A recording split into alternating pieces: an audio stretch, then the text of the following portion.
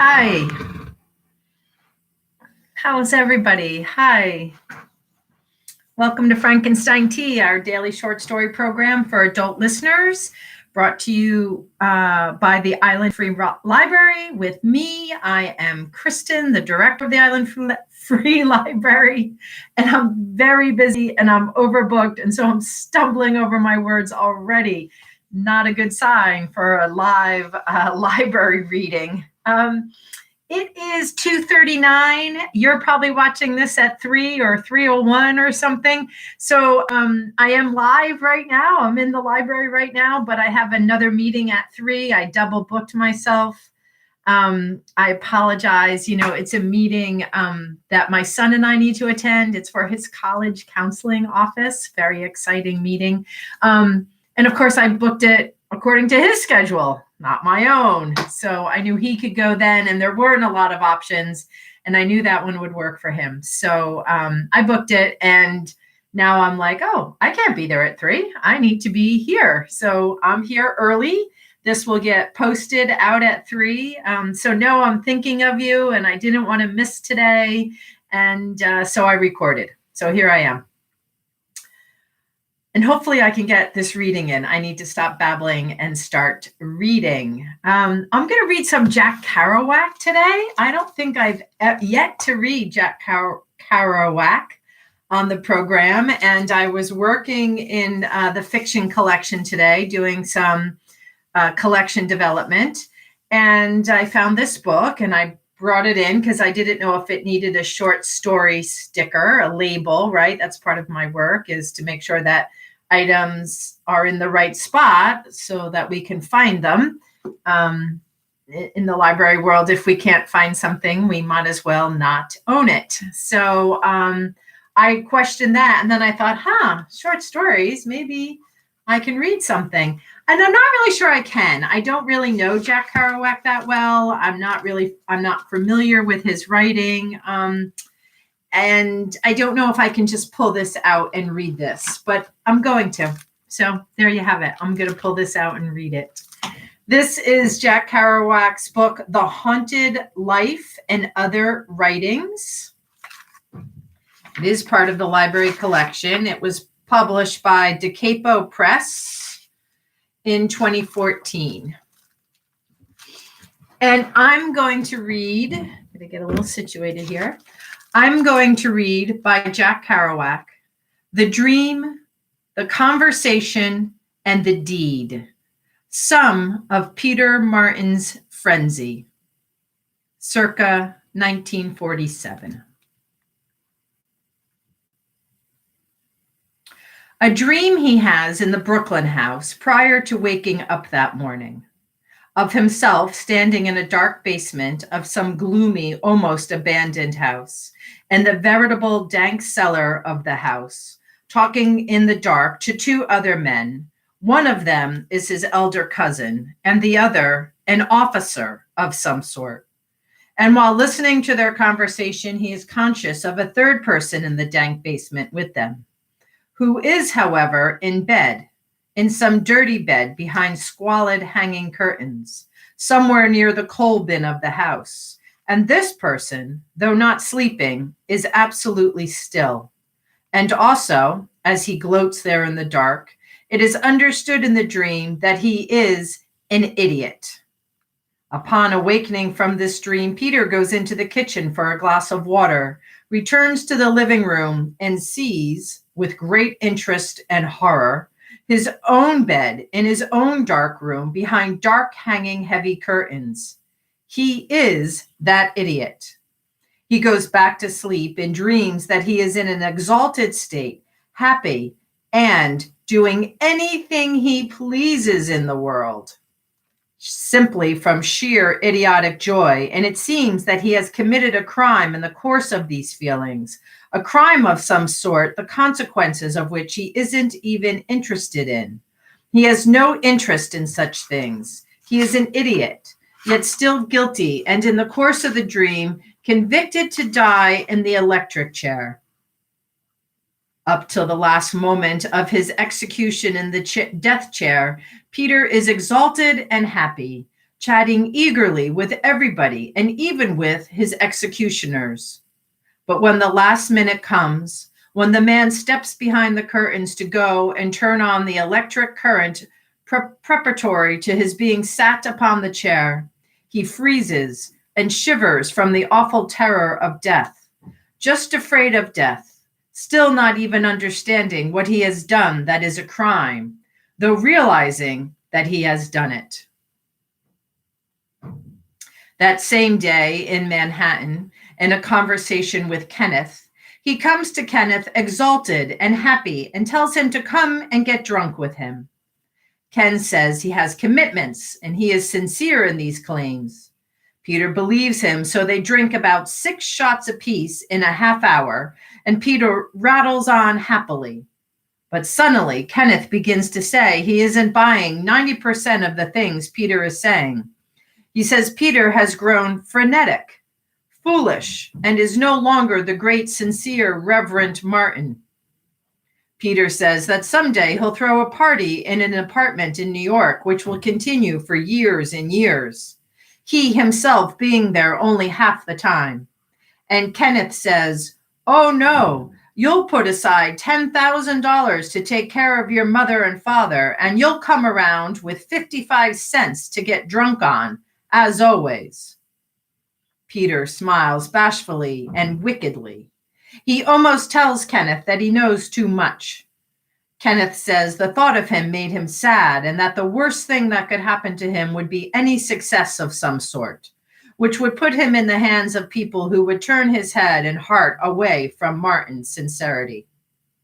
That doesn't impress Peter so much, though. But finally, Kenneth says, "Don't you realize how really disreputable you are, Pete? You are the most disreputable person in the world, and you don't care. You don't believe in anything you yourself say. I've never seen such awful guff, and you know it yourself. And your disreputability is more than just that. It's a horrible way you have of holding up when you don't have to. It's a coyness, and thank God the reason for the coyness is not coy itself. Your reverence for life is a kind of damned disrespectfulness. Any kind of success for you, Pete, and all I do is pray for you, on my knees. I can't buy you anymore, yet I still like you and love you just like a brother." Peter says, what the hell doesn't Kenneth just get drunk with him and stop picking on him? But Kenneth continues just the same. Peter is abashed. He doesn't understand what Kenneth is saying. He keeps saying, "Huh? What?" And Kenneth keeps just simply laughing at him. "What is it that you don't want to hear, Pete?" he says. Peter tells him that he can make him feel abashed, but what is the point of that? And Kenneth insists that his point is not that at all. He only wants to tell him that he's falling down into a terrible pit and is becoming completely dishonorable. The more he piles it on, the more Peter realizes the truth of it all. Peter leaves Kenneth feeling hurt, with only this one consolation. Kenneth won't let Pete go to his girl Jean's house for a shot of whiskey because Peter makes her act silly. Peter assures Kenneth he had never given Jean a thought, but just as he says that, he realizes that he's lying bald-facedly. Kenneth knows it. He smiles again. But Kenneth assures Pete that he's not jealous. He doesn't like Jean that well, and at this point, they both realize that Kenneth is now lying. But that Jean is a problem to him, and Peter only aggravates the whole situation. Kenneth says he doesn't buy the way Peter comes on with Jean, which Peter explains had always seemed to him just affability and sociability, another quickly realized lie. Ken is afraid of Pete. It is Peter's only consolation, since the kind of criticism Ken is laying on him always hurts him. Peter feels low in spite of the consolation. He's certain that Ken's afraid of him. It was the smile on his face that made it worse. Pete couldn't even fathom his own reaction to it all, or that is, he didn't want to. He was an idiot. He knew, through and through, just as in the dream. He was bound to do some crime soon, from sheer joy, from shrewdness, amiability, an idiot of all sorts. That very self-same night, after a lot else has happened, after the suicide of Alfred, when Kenneth leaves town, in the wildness of his feelings, with sudden urges of pure madness, Peter seduces Jean, just simply piling one mad thing upon another, hurting everybody in one grand, great final gesture, hurting himself, Judy, Jean, Kenneth, everybody with great joy. And the thing that maddens Peter is that he is someone to be feared, someone to be exiled if necessary. It maddens him, and at the same time, he walks around late that night in ecstasies of triumphant evil, all kinds of things he never knew he had in him, yet always foresaw. He thinks in these crazy terms. I'm an idiot. I don't drink from the cup of life. I drink it all up, and then I swallow the cup. And I don't care what I do. It's a real crime. That's what the dream meant. With me, it's not what I do, not what, but how much. The more and more and more, the better. I would swear on the Bible and on my mother's name in Ken's face that I hadn't seduced and been seduced by his girl. I would do it with tears in my eyes. And even as I returned the Bible to the other room, I wouldn't even grin in the dark. I do things just like that, consciously, only I'm worried about it all the time. In proportion to the wrongness of their deed, Pete and Jean make love all the more violently that night, like voluptuaries, madly. Also, when she leaves in the morning, he looks in her desk drawers and reads Kenneth's beautiful false love letters to her. He walks along the streets that day with an astounded, ecstatic grin. At night, he gets his mother mad at him and anxious by stating that a married man can always go out and get drunk as much as he wants, married or not, saying this with real disrespect. His father has given up trying to talk to him about these things. He doesn't even shake his head as in the old days. He just stares down, thinking of his imminent death. Oh, the horror of his last days. And Peter there. Peter lays down in his room and wonders if he shouldn't stop doing these things and become good again, like a good little boy. Again, he doesn't care. He realizes that some great sorrow will straighten him out, or just his disrespectful decision to go at things differently sometimes. He just piles up horror after horror upon himself. Dostoevsky, an innocent soul, yet one touched with the terrible possibility of corruption, and with that wideness with which a soul, still pure, consciously entertains vice in his thoughts, nourishes it in his heart, and is caressed by it in his furtive yet wild and audacious dreams. All this naturally connected with his strength, his reason, and even more truthfully, with God.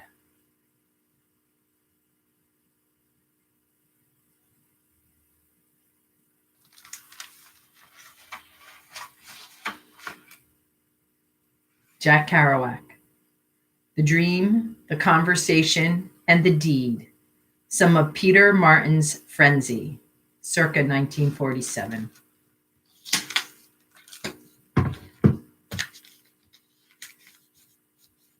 Kerouac on Frankenstein Tea.